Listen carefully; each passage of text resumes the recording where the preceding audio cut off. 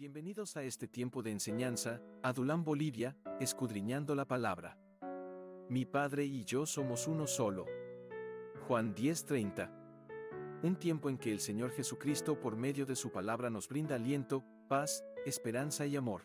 La pantalla, queridos hermanos y hermanas, y ya comenzamos con la enseñanza, ¿no? Hoy día vamos a tocar algunas cosas bastante interesantes, vamos a hablar un poquito de historia acerca de lo que es la Navidad, vamos a hablar acerca de otras cosas, pero estoy seguro que va a ser un tiempo de mucha enseñanza para cada uno de nosotros.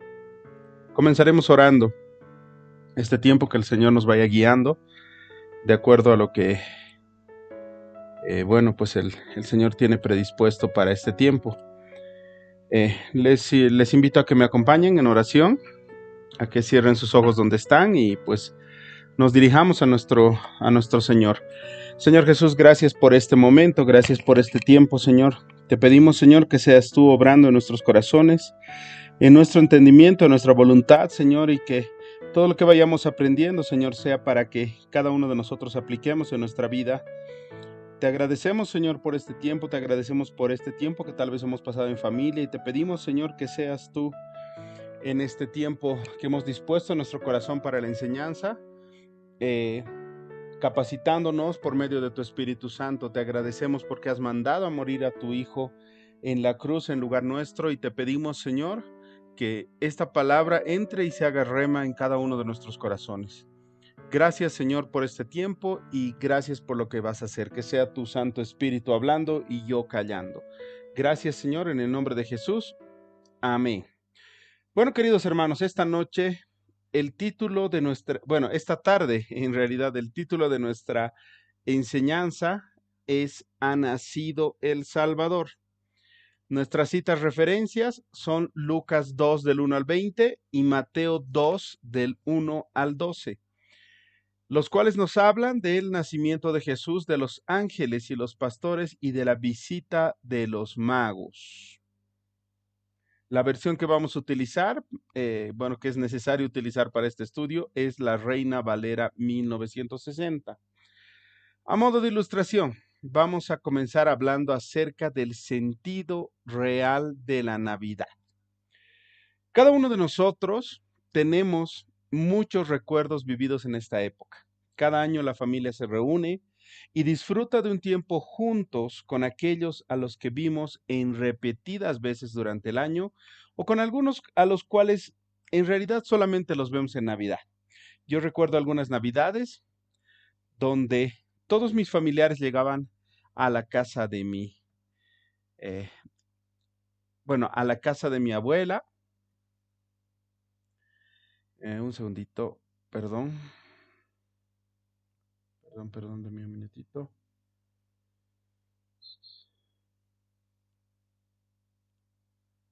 Bueno, recuerdo algunas Navidades en las cuales todos mis familiares llegaban a la casa de mi abuela cargados de regalos, felices por el reencuentro, pero lastimosamente dispuestos, con el corazón dispuesto para realizar algunas costumbres y tradiciones frente a ese pesebre que cada familia, en realidad, que a algunas familias les gusta armar.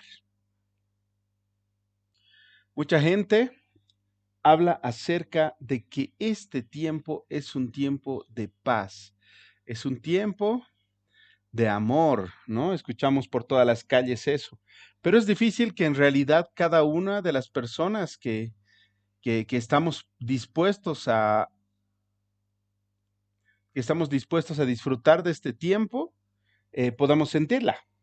¿Por qué? Porque existen muchas personas que, guiadas por el consumismo, ¿no es cierto?, de esta época, se comienzan a desesperar por conseguir dinero. Perdón, están tratando de entrar. Un segundito, por favor. Están tratando de entrar y no pueden. No sé por qué. Ahora sí, ya ha entrado, ¿no? Lo que les decía, ¿no? Que mucha gente habla en este tiempo acerca de un tiempo de paz y de amor, pero es difícil que todos puedan sentirlo porque existen muchas personas que guiadas por el consumismo de esta época se comienzan a desesperar para conseguir dinero, para regalar algo a sus hijos y familiares.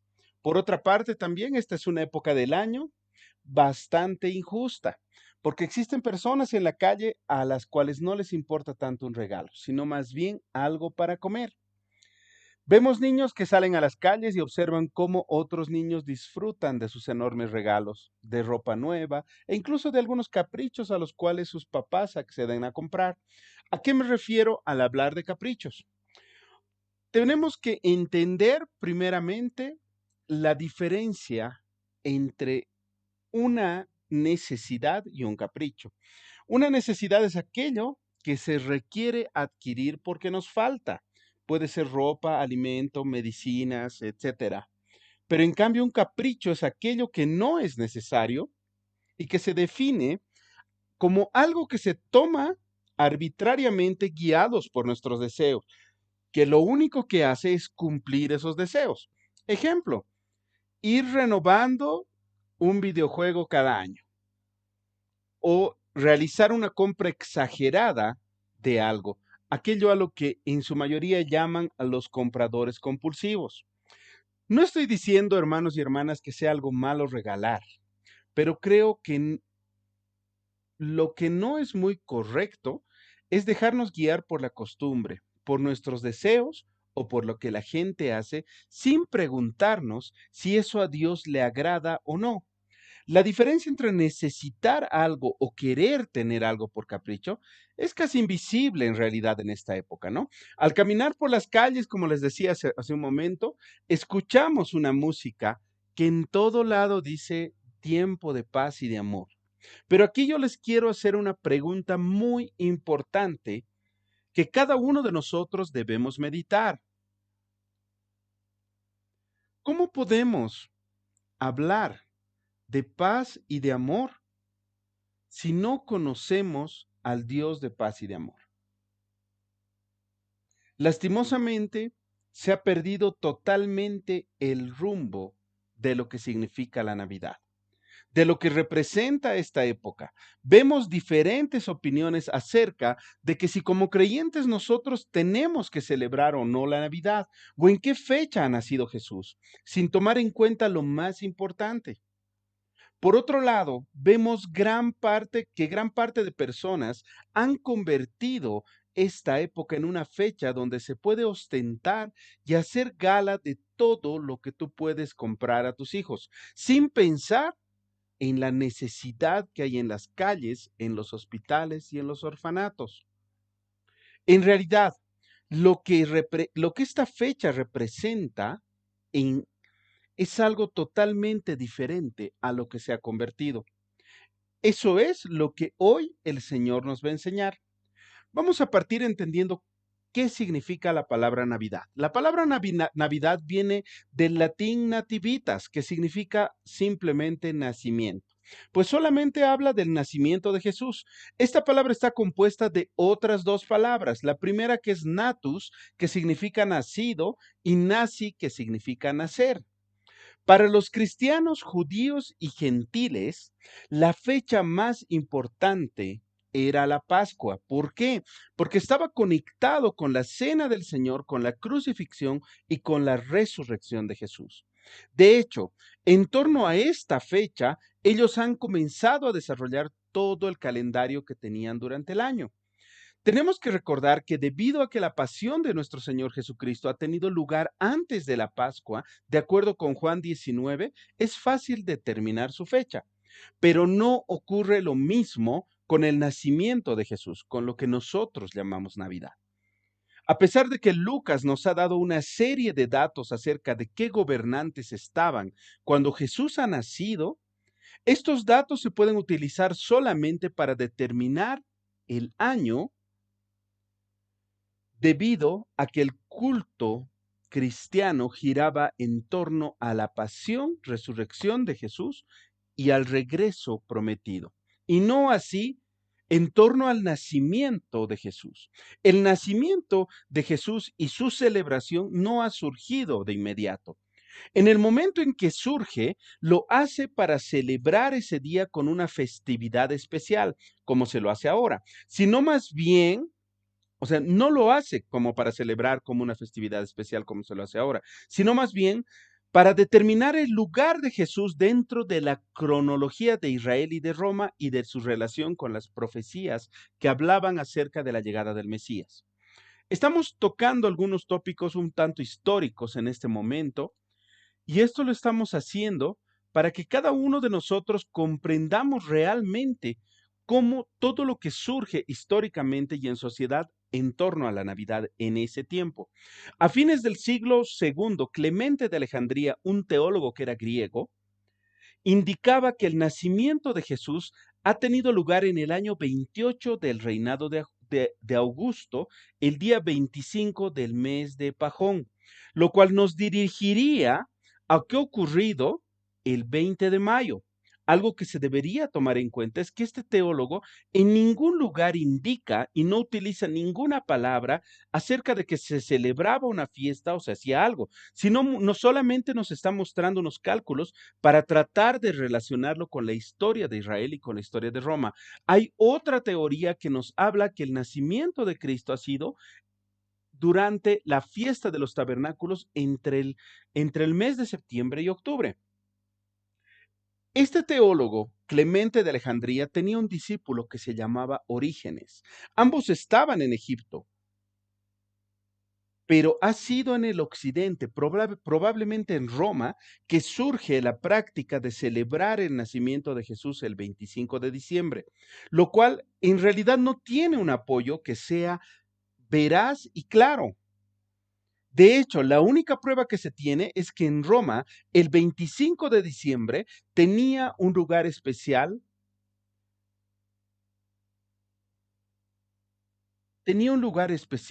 un documento bueno, que el 25 de diciembre era una fecha especial para los romanos.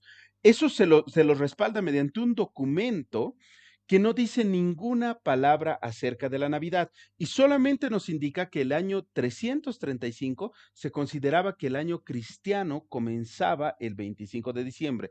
Entonces aquí nos tenemos que hacer una pregunta que es muy importante. ¿Cómo y por qué se estableció en la Iglesia Occidental la práctica de celebrar el nacimiento de Jesús el 25 de diciembre? La explicación más aceptada por los eruditos e historiadores es la relación de esta fecha de Navidad con el solsticio de invierno que celebraban los romanos, el cual era el 25 de diciembre. Durante mucho tiempo este solsticio se ha celebrado en Roma y en algunas regiones aledañas como el día del nuevo nacimiento del sol. En otras palabras, el culto al sol, lo que ellos llamaban el sol invictus. Era una festividad que tenía muchísimos seguidores dentro del Imperio Romano, específicamente en la zona occidental de Roma. Ellos indicaban que el 25 de diciembre era el día del nacimiento del sol. En el año 272, el emperador Aureliano decreta que el 25 de diciembre se celebraría esa festividad.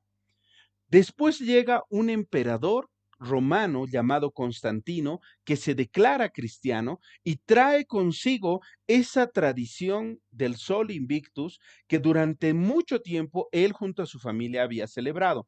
Este emperador promulga un edicto en el cual se declaraba el primer día de la semana el día del sol. Es por eso que el domingo lo llaman Sunday en inglés, que significa sol, ¿no es cierto? Entonces, ese era un día en el cual, mediante este edicto, nadie podía trabajar. Los cristianos ven eso como algo favorable en realidad, pero tenemos que tomar en cuenta que la inspiración de esa fecha no era algo favorable, bíblicamente hablando. De esta forma comienza a ser practicada ese día, el domingo, como el día de la celebración de la resurrección del Señor. El edicto de Constantino facilita a nuestros hermanos cristianos a reunirse ese día sin necesidad de hacerlo de madrugada o hacerlo antes del trabajo como lo iban haciendo, ¿no? Aparte de esto, existen otras teorías de que la iglesia decide celebrar el nacimiento de Jesús el 25 de diciembre para contrarrestar el culto al sol o también para que los practicantes de ese culto se sientan a gusto con la iglesia. También se indica que el pueblo simplemente ha cambiado el culto al sol por la devoción a Jesús, ya que ellos indicaban que Jesús es el sol de justicia. Pero lo malo es que ellos han ido pervirtiendo eso, realizando algunos ritos de oración, mirando al oriente, que era donde salía el sol y de donde venía la luz. Durante muchos años, los líderes de la iglesia cristiana comienzan a luchar contra este rito, mostrando que el hecho de que Jesucristo sea el sol de justicia no significaba que eso debía llevar a los cristianos a adorar al sol o participar de las festividades de culto al sol. Entonces, estas son algunas de las teorías más fuertes a las cuales se atribuye la celebración del 25 de diciembre como el nacimiento de Jesús o Navidad.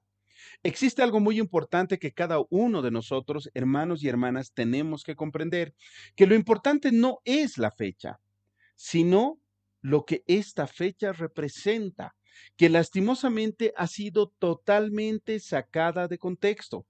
Como enseñanza podemos decir que en esta época no debemos preocuparnos por qué regalar, no debemos preocuparnos por qué adornar, no debemos preocuparnos en realidad por el festejo, sino más bien tenemos que entender que representa el nacimiento de nuestro Señor y Salvador Jesucristo.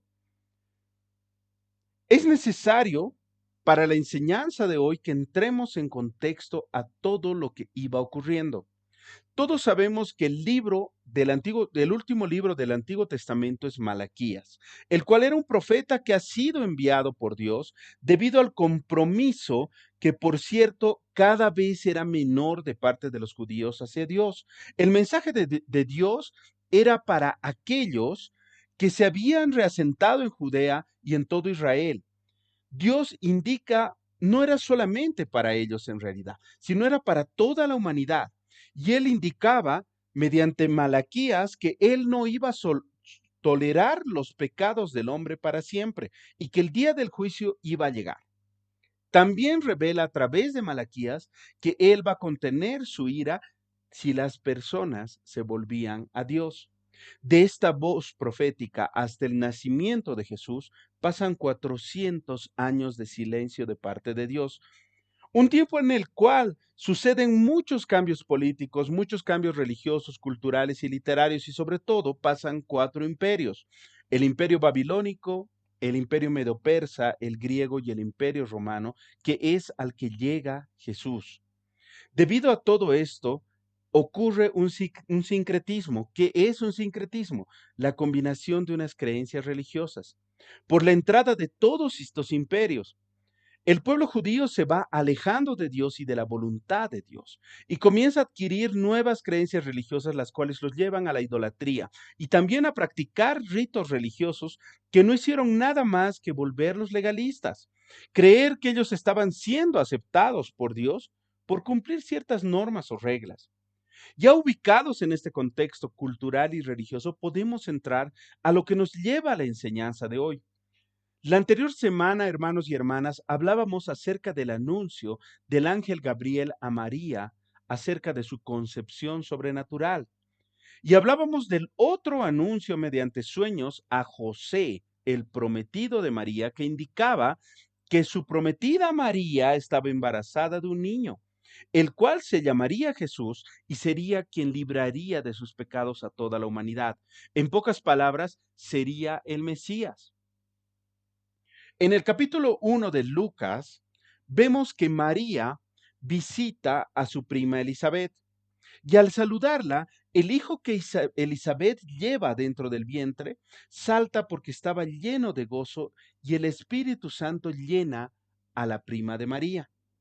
Esto es impresionante porque podemos ver, hermanos y hermanas, que Juan el Bautista, aún sin haber nacido, respondía dentro del vientre al Espíritu de Dios. Podemos ver que posteriormente su prima bendice a María y María alaba al Señor. Luego vemos que Juan el Bautista nace, lo cual no solamente se convierte en una celebración para su familia, sino también en una celebración para sus vecinos. Ambos, Zacarías y Elizabeth, deciden que ese bebé se iba a llamar Juan. Y Zacarías, recordemos que se queda mudo, pero ahora recobra el habla. Zacarías es lleno del Espíritu Santo y profetiza acerca de Jesús en Lucas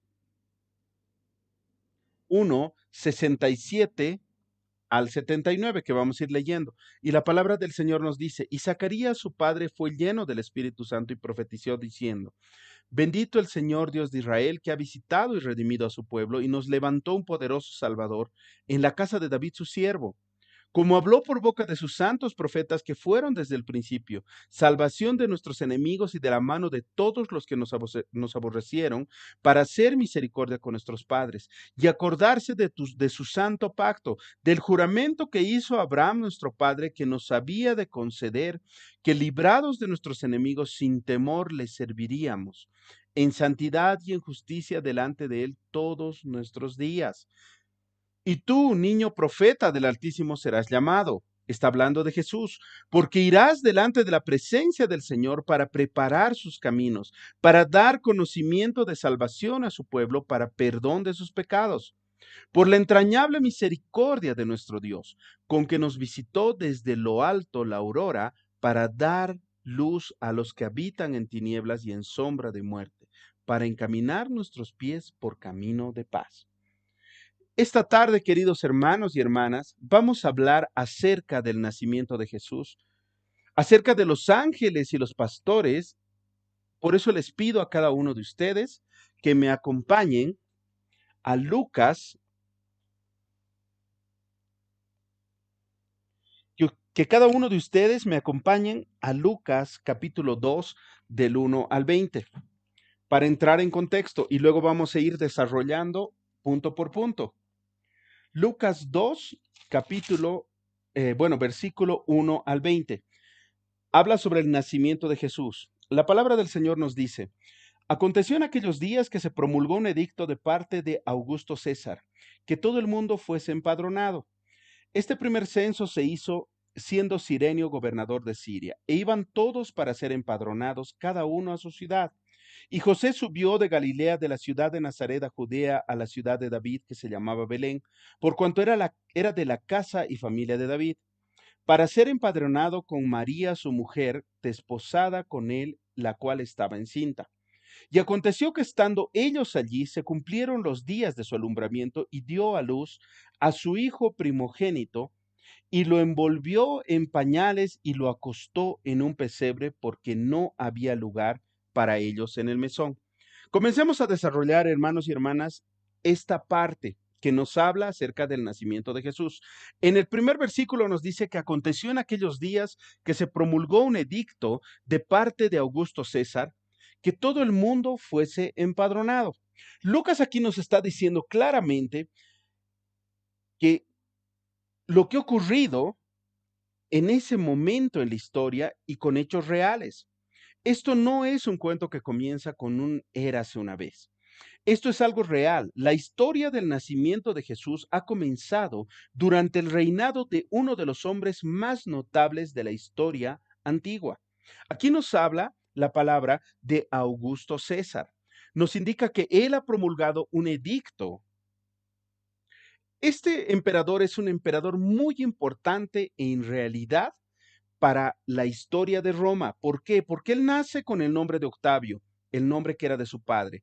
Su abuela era hermana de otro emperador, de Julio César, y siendo un hombre joven y talentoso, llega a tener la atención de su tío abuelo. Julio César adopta a Octavio como su hijo y lo hace heredero del trono en el año 45 antes de Cristo.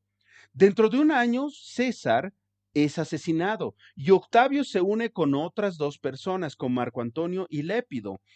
¿Para qué? Para dividir el dominio de Roma de tres formas. Durante muchos años, todo el mundo mediterráneo se llena de guerras y violencia, y ahora, bajo el gobierno de estas tres personas, se pone mucho peor. Hay años de combates brutales y hay años sangrientos por el poder y el dinero en Roma y las provincias. Octavio y Antonio Pronto sacan a Lépido del gobierno de Roma, a pesar de que su hermana estaba casada con Antonio. Durante 13 años, Octavio y Antonio existen juntos como rivales hasta el año 31 antes de Cristo. Sus ejércitos se comienzan a enfrentar. Antonio tiene el apoyo de Cleopatra, pero Octavio, al tener una mejor estrategia y tener barcos que se movían más rápido, destroza a las fuerzas combinadas de Marco Antonio y la reina Cleopatra en la famosa batalla de Actium. De esta forma, Octavio llega a ser el único gobernante del mundo romano y le dan el título de Augusto César. Aquí también nos dice que todo el mundo tenía que ser empadronado. Entonces tenemos que notar que no solamente nos está hablando de un lugar, sino de todo el mundo. Aquí estamos viendo que durante décadas el mundo en el que Augusto César gobernaba, pero parece que Augusto César cuando llega eh, a ser emperador de Roma, cambia todo esto de manera dramática. Trae tres cosas que cambian todo de manera un tanto drástica, ¿no? En primer lugar, trae la paz porque él derrotó a todos sus otros rivales. En segundo lugar, trae habilidad política y administrativa. Y en tercer lugar, trae grandes sumas de dinero de Egipto para pagar a los soldados y ayudar a la economía romana. Entonces, Jesús nace en el reinado de Augusto César. Después de un largo periodo de guerras que arrasan todo el Mediterráneo y las costas, entonces esto dice algo sobre el mundo, sobre el momento en el que llegó Jesús al mundo. Vemos que era un mundo hambriento de un Salvador y un mundo que vivía en el reinado de un Salvador político en realidad, que era Augusto César, ¿no? Pero eso no era suficiente. Vámonos al verso 2. Dice, este primer censo se hizo siendo Cirenio gobernador de Siria. Entonces, estamos hablando que el registro y el censo que están escritos aquí no era para un registro a nivel nacional o algunas estadísticas, sino más bien era para cobrar impuestos de manera eficiente y efectiva a cada persona del Imperio Romano. ¿Ya? Lucas está brindando en esta parte el dato de que Cirenio era gobernador de Siria para asegurar el reinado de personas de manera histórica. Vale decir que lo que quería era citarlo a él, una persona que era conocida, y verificar que esto era real mediante la historia universal. En Lucas 2:3, continuamos avanzando, e iban todos para ser empadronados, cada uno a su ciudad. Es algo impresionante, si se ponen a pensar, hermanos y hermanas, que un solo hombre que vivía en los palacios de Roma dé una orden y el mundo entero responda. Entonces es probable que hasta este momento no haya habido otro hombre como Augusto César con tanto poder. Augusto César en realidad ha sido un buen gobernante. Él ha ampliado el territorio del Imperio Romano y ha hecho mucho por su pueblo. Pero en su vida personal ha sido muy triste. ¿Por qué? Porque él tenía una hija que andaba fuera de control. Eh, Ninguno de sus hijos, sus sobrinos, sus nietos e hijastros, todos ellos mueren jóvenes. Pero como la mayoría de todos los hombres de ambición y que tienen autoridad, piensa más en sí mismo que en el resto. Entonces tenemos que recordar algo. Jesús, una vez antes de ser crucificado, se enfrenta a algo similar con Poncio Pilatos. Es por eso que en Juan 19, 10, 11 nos dice la palabra, entonces le dijo Pilato, ¿a mí no me hablas? ¿No sabes que tengo autoridad para crucificarte y que tengo autoridad para soltarte?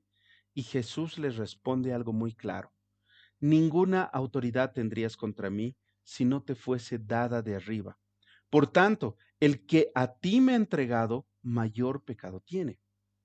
Entonces aquí estamos hablando que el mismo principio que se ha aplicado a Poncio Pilato se podía aplicar a Augusto César. Cualquier poder que Augusto César podía tener era un poder dado por Dios. Efectivamente, Augusto César había decretado algo pensando que él lo estaba haciendo en su propia voluntad, pero en realidad era él estaba siendo solamente utilizado como un instrumento en las manos de Dios. ¿Por qué? Porque muchos años antes Dios ya había prometido que el Mesías nacería en Belén. Y esta es una de las promesas más claras que hay en Miqueas 5:2. Pero tú, Belén Efrata, pequeña para estar entre las familias de Judá. De ti me saldrá el que será Señor en Israel, y sus salidas son desde el principio, desde los días de la eternidad. Dios le permite a Augusto César elevarse a un nivel de poder nunca visto por una razón muy clave. Él de alguna forma estaba haciendo algo similar a Juan el Bautista. Estaba preparando el camino para Jesús. Y aquí estamos viendo nuevamente que lo más importante sobre todo no era Augusto César, no era Juan el Bautista, era Jesús. Aquí hay una pregunta. ¿A quién se le conoce más hoy? ¿A Jesús o a Augusto César? Y les hago otra pregunta. ¿Quién ha dejado un legado real eterno y eterno? Continuemos, hermanos, avanzando. Lucas 2, versículo 4 al 5. Y José subió de Galilea, de la ciudad de Nazaret a Judea, a la ciudad de David, que se llama Belén, por cuanto era de la casa y familia de David, para ser empadronado con María su mujer, desposada con él, la cual estaba encinta. Recordemos que el viaje de Nazaret a Belén era de aproximadamente unos 128 kilómetros. Esto no era una distancia corta en aquellos días. Entonces, vale decir que era un compromiso de viaje muy significativo que costaba tiempo y costaba cierto dinero. A menudo nosotros pensamos y nos han enseñado que María, cuando estaba yendo a Belén, estaba cerca al parto cuando hace este viaje. Pero puede que este no haya sido el caso, porque José tal vez ha estado ansioso por sacar de Nazaret a María para evitar la presión que ejercía el hecho de estar embarazada sin haber estado casada. Según la ley romana, María no tenía que ir con José para el censo de los impuestos, pero tenía sentido que fuera. ¿Por qué?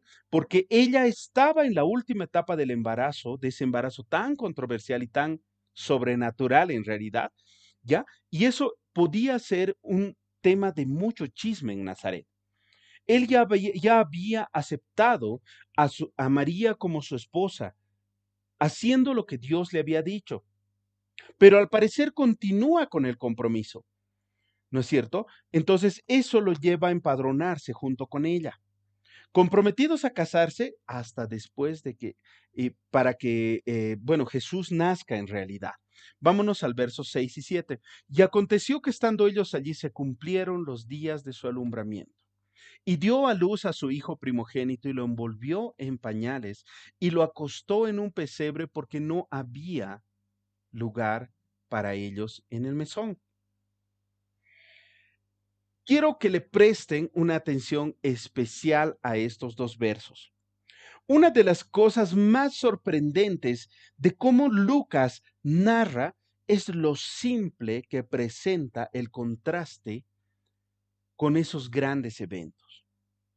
En nuestra era moderna, regularmente los eventos pequeños se los trata de exagerar para describir de una manera excesiva y presentar algo como algo mucho más importante de lo que en realidad es. Pero bajo la inspiración del Espíritu Santo, Lucas presenta este evento tan asombroso de una manera muy discreta. Aquí nos habla de que dio a luz. Esta frase está llena de maravilla y me asombra. No se nos dice que alguien ayudó a María en el parto, aunque alguien lo haya hecho. De una forma u otra, esta joven estaba completamente separada de toda su familia, de todos los amigos que podían apoyarlo y que vivían en Nazaret. Entonces, todo esto nos está indicando que el parto de María ha sido en soledad. ¿Dónde ha sido? En el año 150 después de Cristo, el mártir Justino nos dice que el lugar donde ha nacido era una cueva en Belén. Pero en el año 330, Constantino el Grande nos dice que se ha construido una iglesia sobre esa cueva. Aquí también nos habla del hijo primogénito. Entonces aquí nos está dando, hermanos y hermanas, una respuesta lógica, que María ha tenido otros hijos y que su primer hijo ha sido Jesús. Si no, aquí simplemente diría a su único hijo. Y aquí estamos volviendo a romper la falsa idea de que María murió virgen y sigue siendo virgen. Aquí nos habla de que lo envolvió en pañales. Estos no eran como los pañales que en realidad nosotros vemos ahora. Estas eran unas tiras de tela que estaban envueltas. Él se acostó aquí dice, y lo acostó en un pesebre. Un pesebre no es ese lugar de paja cómodo que nosotros vemos. En realidad era un comedero para animales. En el antiguo Israel, estos pesebres estaban hechos de piedra, no como los que ahora vemos en los pesebres que arma la gente. No es un lugar cómodo, pero era un lugar ideal para la protección. Es por eso que aquellos que eran expertos en este asunto, es decir, sacerdotes y pastores, ponían sus corderos recién nacidos en aquellos pesebres para protegerlos, para que no se hagan nada. ¿Por qué? Porque esos corderos tenían que ser perfectos y sin manchas para utilizarlos en el templo para el sacrificio por los pecados de las personas. Y Belén, el lugar donde nace Jesús, era famoso por esos corderos utilizados para el sacrificio.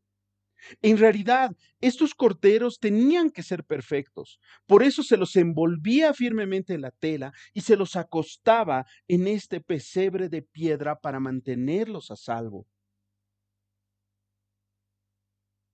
Tenemos que entender algo, hermanos y hermanas. Él no era solo un bebé envuelto en pañales, acostado en un pesebre. Él era el Hijo de Dios, perfecto, sin pecado, santo, humillándose para convertirse en el sacrificio perfecto y poder reconciliarnos con el nuevo pacto, con nuestro Padre Celestial. Aquí también en este verso nos indica que no había lugar para ellos en el mesón. Aquí nos está hablando de que esto sucede en un lugar público, en un lugar donde había muchos viajeros y muchos residentes. Hay una parte que me encanta que dice William Barclay. Dice, este teólogo nos dice que no hubiera lugar en el mesón era simbólico de lo que le iba a suceder a Jesús. El único lugar donde había espacio para él era en la cruz. Continuemos con el verso 8. Había pastores en la misma región que velaban y guardaban las vigilias de la noche sobre su rebaño. Se sabía que los pastores de Belén cuidaban el rebaño del templo. Entonces es posible que estos hombres también hayan protegido y cuidado a los corderos que se usaban en el sacrificio del templo. Muchos eruditos indican que el hablar de que Jesús ha nacido en diciembre es imposible. ¿Por qué? Porque los pastores no salen al campo en esa época del año. Verso 9. Y he aquí se les presentó un ángel del Señor, y la gloria del Señor los rodeó de resplandor y tuvieron gran temor. Interrumpiendo esta tranquila y oscura noche, aparece un ángel, y la gloria del Señor rodea con un resplandor. El primer ángel trae las buenas nuevas. Entonces, ¿qué nos dice aquí? Que literalmente ellos predicaban el evangelio, estos pastores, quienes eran, por cierto, culturalmente considerados como marginados sociales. Estos pastores tenían mala reputación porque no eran personas estudiadas. Algunos avanzaban por las tierras y querían apropiarse de ellas. Eran consideradas poco confiables. Eran personas a las que no se les permitía ni siquiera dar testimonio en algunos tribunales de justicia. Eran personas en su mayoría humildes, pero el ángel aquí se presenta a ellos. En el verso 10 dice, pero el ángel les dijo, no temáis, porque he aquí os doy nuevas de gran gozo, que será para todo el pueblo. Aquí estamos viendo algo muy interesante y muy importante. El primer predicador del Evangelio ha sido un ángel. Verso 11, que os ha nacido hoy en la ciudad de David un Salvador que es Cristo el Señor. Se anunció el nacimiento de un Salvador que era y sigue siendo hasta el día de hoy la necesidad de la humanidad. Es lo mismo que Dios nos dice hoy, que lo importante de esta época no son los regalos, no son las fiestas, no es el árbol, no son los adornos. Lo único realmente importante es que ha nacido nuestro Salvador y Señor, Jesucristo. Eso es lo que nosotros, hermanos y hermanas, tenemos que enseñar a nuestros hijos. Si nos reunimos con nuestros familiares o amigos, tenemos que hacerles entender que ellos necesitan tener a Cristo como su Señor y Salvador. Aquí tenemos algunas enseñanzas muy importantes hasta esta parte. Jesús no quiere nacer en un pesebre que armas, quiere nacer en tu corazón. El Hijo de Dios se hizo hombre para que los hombres pudieran hacerse hijos de Dios. Un Dios todopoderoso se convierte en un frágil bebé, todo por amor a nosotros. El verdadero regalo no es aquel que tú compras, sino es el que Dios nos ha hecho, que su Hijo se hiciera hombre para poder salvarnos. Y como decía C.S. Lewis, hubo una vez en el mundo un pesebre, y en ese pesebre algo más grande que todo el mundo. Verso 12. Esto os servirá de señal. Hallaréis al niño envuelto en pañales, acostado en un pesebre. Aquí vemos dos cosas muy importantes. Primero, el ángel lleva el anuncio a la gente menospreciada y humilde. Y segundo, los pastores eran los únicos que podían entender el verdadero significado de esto. Sabían lo que significaba la tela y lo que significaba el pesebre. Significaba que este bebé era el Cordero perfecto de Dios, era el Mesías que iba a sacrificar su vida por los pecados de todo el mundo. Verso 13 y 14. Y repentinamente apareció con el ángel una multitud de huestes celestiales que alababan a Dios y decían: Gloria a Dios en las alturas y en la tierra paz, buena voluntad para con los hombres. Después del anuncio del ángel aparece un grupo de ángeles. Esta es la multitud de las huestes celestiales. Son como un grupo de soldados que proclamaban paz. El mundo necesitaba entonces y necesita ahora lo mismo, la paz de Dios. Incluso los paganos del siglo I sienten la necesidad de esta paz y de un Salvador. Es por eso que Epícteto, que era un escritor pagano del siglo I, expresa y dice: aunque el emperador puede dar paz de guerra en tierra y mar, es incapaz de dar la paz del dolor y la envidia. No puede dar paz del corazón, por lo cual el hombre anhela una paz externa. El contraste que había en ese momento entre la gloria angelical y el humilde Jesús ha debido ser realmente extremo. A Dios le encanta colocar su gloria en lugares improbables para que su gloria se muestre claramente. Es lo que nos dice Segunda de Corintios 4:10. Pero tenemos este tesoro en vasos de barro, para que la excelencia del poder sea de Dios y no de nosotros. Continuamos en el verso 15. Sucedió que cuando los ángeles se fueron de ellos al cielo, los pastores se dijeron unos a otros: pasemos pues hasta Belén y veamos esto que ha sucedido y que el Señor nos ha manifestado. Estos pastores no dudan en ir, es más, lo hacen con urgencia.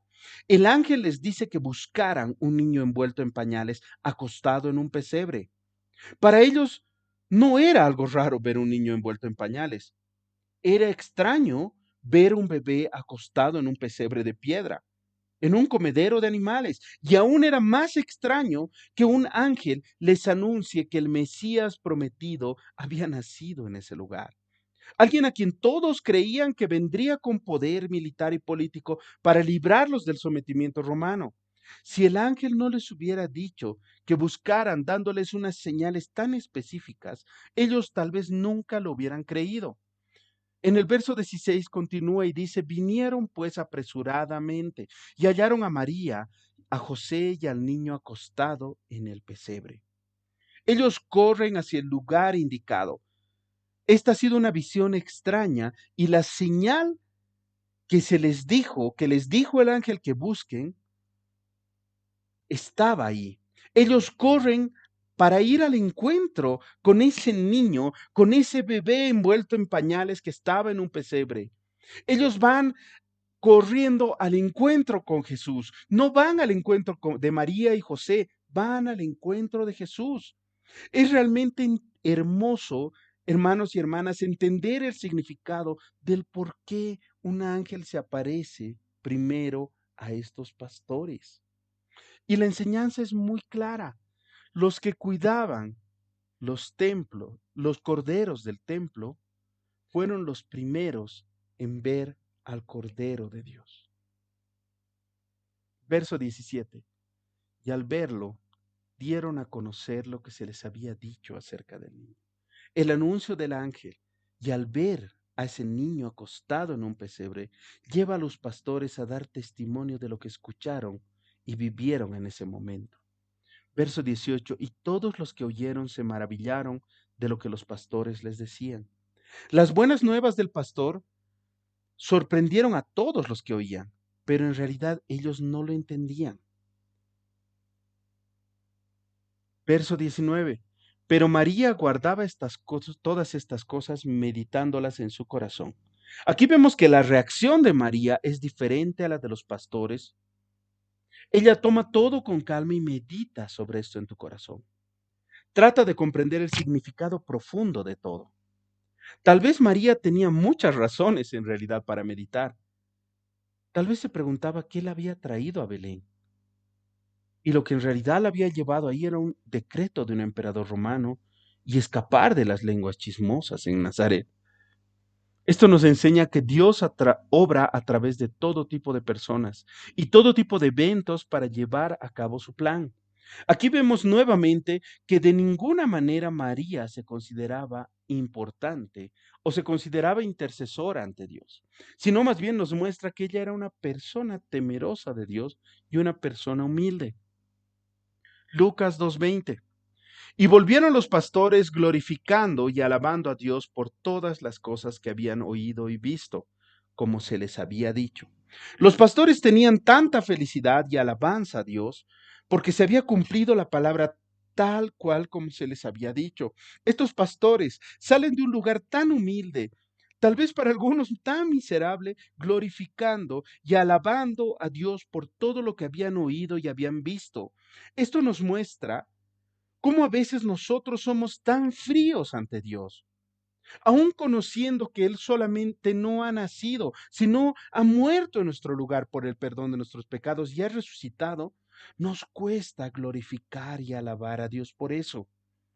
Ahora vemos un poco, ahora es necesario, ya hemos visto esta parte del nacimiento y ahora es necesario que veamos un poco el Evangelio de Mateo, el cual nos explica qué es lo que ocurre cuando nace Jesús.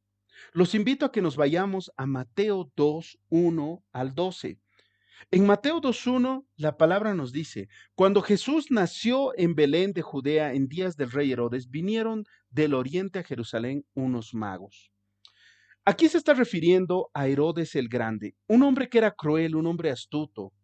Cuando aquí la palabra nos habla de magos, está hablando de algunos astrónomos y astrólogos de Persia que conocían las escrituras hebreas y que más que el querer adorarlo, estaban yendo a evidenciar lo que ellos sabían. No solamente había tres, tal vez probablemente había una compañía. Y también parece que no vinieron el momento de la noche del nacimiento, sino muchos meses después. No se da el número exacto de cuántos eran, sino solamente se piensa que son tres por los tres regalos, por los tres presentes que se llevan. La tradición de que los magos eran reyes, en realidad es una idea de Tertuliano, que era un apologista y un escritor. La tradición de la iglesia hasta habla de algunos nombres.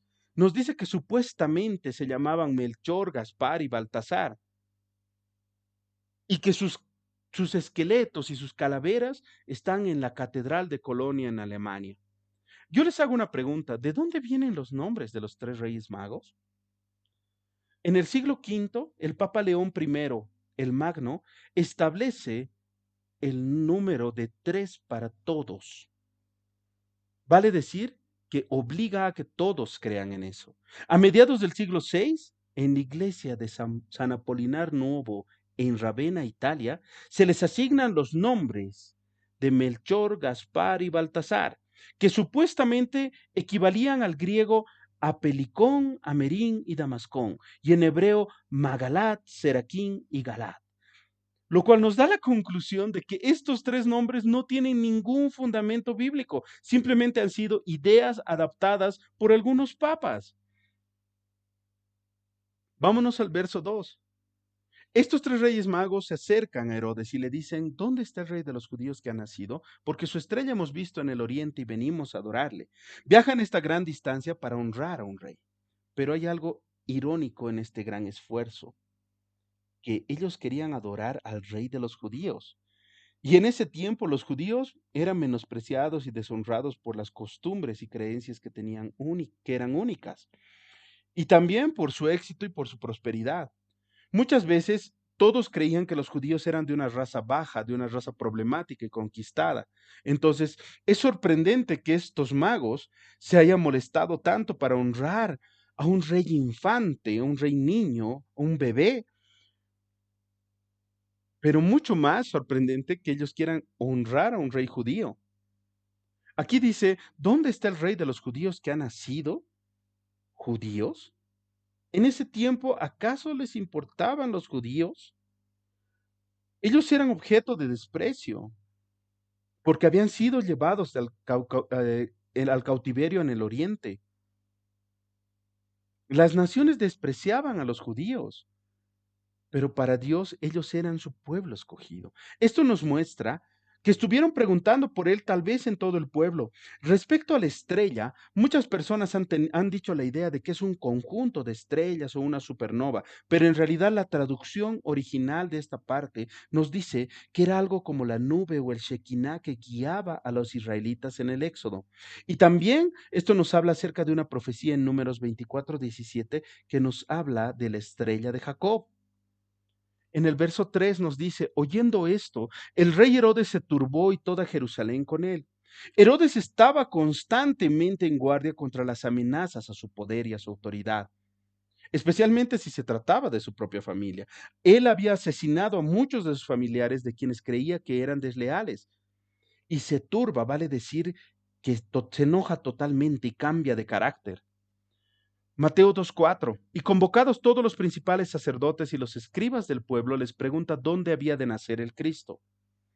Los que han sido convocados eran los saduceos y los fariseos, los cuales sabían perfectamente dónde nacería el Mesías, pero su falta de fe hizo que ellos no vayan con los magos. Ahora nos vamos del verso 5 al 8. Ellos le dijeron: en Belén de Judea, porque así está escrito por el profeta, lo que hace rato leíamos en Miqueas. Y tú, Belén de la tierra de Judá, no eres la más pequeña entre los príncipes de Judá, porque de ti saldrá guiador que apacentará a mi pueblo Israel.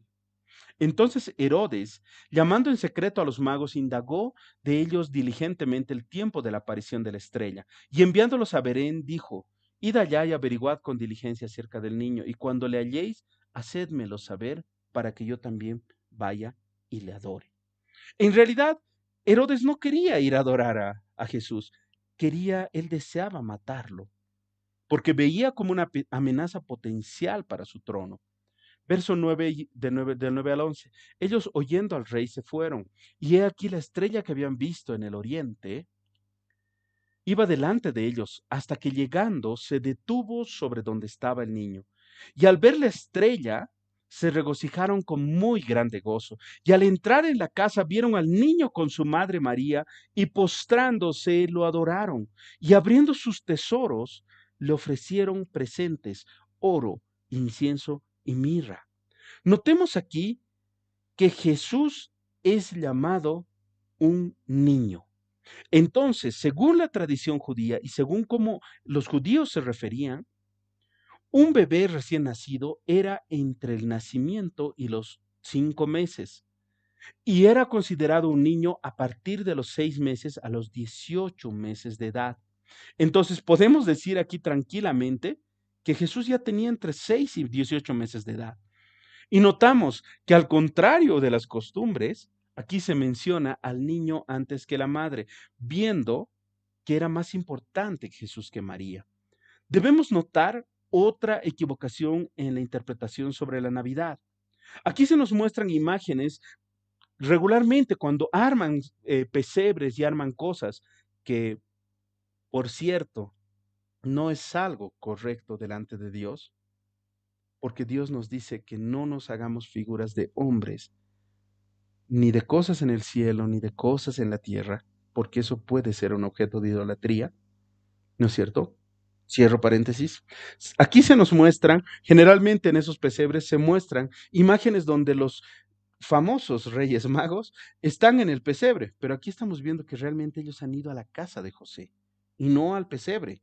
Y también nos dice claramente que vieron al niño con su madre María, dándonos a entender nuevamente, les digo, que lo importante era Jesús. Indica que le ofrecen presentes, oro, incienso y mirra, que esos eran regalos propios para un rey. De hecho, en Isaías 66 dice, multitud de camellos te cubrirá, dromedarios de Madián y de Efa, vendrán todos los de Sabá, traerán oro e incienso y publicarán alabanza a Jehová, hablando una profecía acerca de esto que estaba ocurriendo. Pero tenemos que notar algo. Ese oro ha debido ser muy útil para José en los siguientes meses. ¿Por qué? Porque él tenía que pagar el costo del viaje a Egipto de regreso, y el Padre Celestial en realidad estaba proveyendo para las necesidades con anticipación. El hecho de que estas personas, estos magos, que eran gentiles, que no eran judíos, ofrecieran este tipo de alabanza, nos muestra un significado profético del Salmo 72:10, donde nos dice, los reyes de Tarsis y de las costas traerán presentes, los reyes de Sabá y de Seba ofrecerán dones.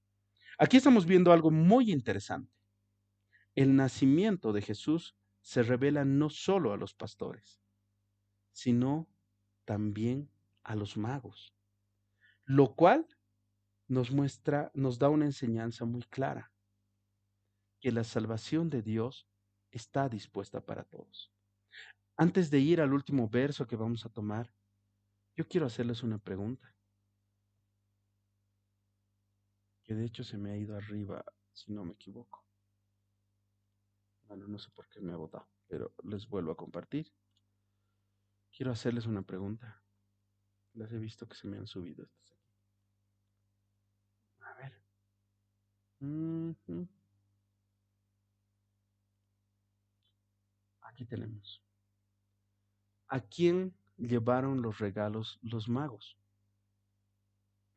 ¿A José, a María o a Jesús?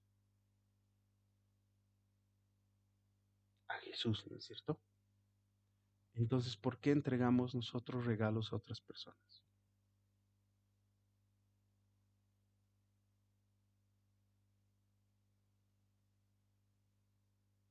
Es importante que nosotros dejemos que la palabra de Dios se haga vida en nuestros corazones y que se demuestre en nuestras vidas.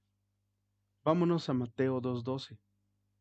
Pero siendo avisados por revelación en sueños que no volviesen a Herodes, regresaron a su tierra por otro camino. La adoración de estos magos a Jesús no solamente se manifiesta a través de los presentes, sino también a través de la obediencia. En sueños les dicen que no vuelvan a Herodes y ellos obedientemente se van y no sirven de informantes a Herodes. Aquí estamos viendo tres respuestas diferentes a Jesús. Entonces podemos decir que muchas personas, que toda persona puede responder a Jesús de una de estas tres formas. Herodes muestra odio y hostilidad hacia Jesús. Los sumos sacerdotes y los escribas son indiferentes hacia Jesús. Y los magos van en busca a Jesús, lo encuentran, lo adoran sin importarles el costo. ¿Qué tipo de reacción tenemos nosotros, hermanos y hermanas? Cuando comparamos la visita de los magos con la visita de los pastores, podemos ver algo muy claro, que Jesús primero fue al judío y luego al gentil.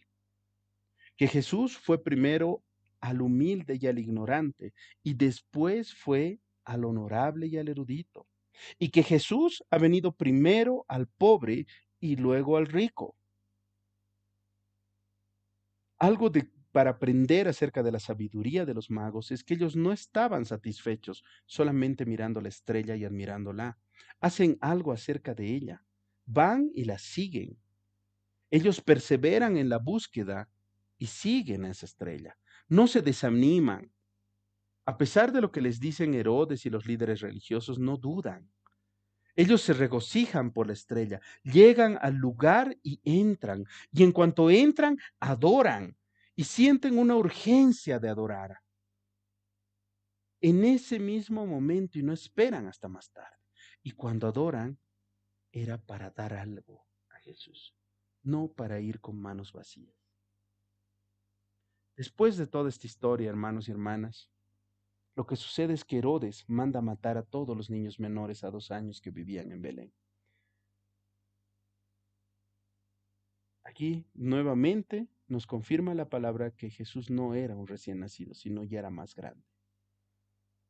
El ángel del Señor se aparece a José en sueños y le dice que se vaya a Egipto porque Herodes quería matar a Jesús. Una vez que muere Herodes, Dios protege a su hijo y el ángel vuelve a decirle a José que vuelva a Israel. Y ellos se van a Galilea, a Nazaret. Y aquí vemos que el ángel del Señor habla con José, que era la cabeza de familia. Es importante, queridos hermanos y hermanas, que nosotros aprendamos a vivir sabiamente, de acuerdo con la palabra de Dios, sin dejarnos guiar por las costumbres y tradiciones. Lo importante de toda esta época, queridos hermanos, no es la fiesta, no son los regalos o cualquier otra cosa que en realidad son pura banalidad. Lo importante es que Jesús ha nacido, que ha nacido nuestro Señor y Salvador, que ha muerto por nosotros. Debemos tomar en cuenta que el ángel del Señor anuncia primero a los pastores, a las personas despreciadas y humildes, las que después alaban y glorifican a Dios, y que luego avisa a los magos, personas ricas y estudiadas. Qué lindo sería que nosotros cada año en esta época hagamos lo mismo.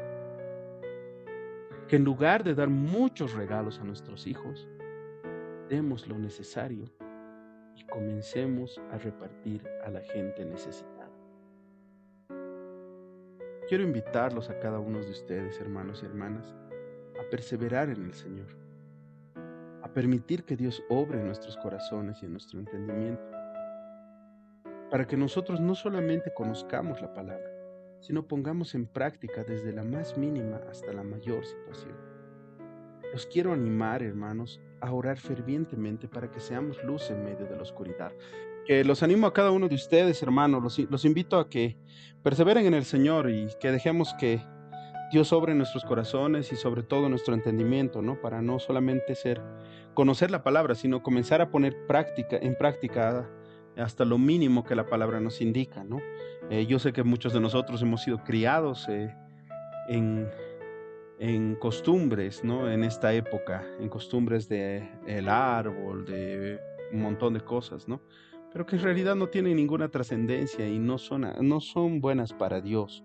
También los estoy animando a orar fervientemente para que nosotros podamos ser luz en medio de la oscuridad y ser instrumentos en las manos de Dios para poder extender su evangelio y llevar más vidas al arrepentimiento y al conocimiento de Dios. Es bueno que comprendamos que lo importante no es la Navidad, sino más bien que nos ha nacido un Salvador.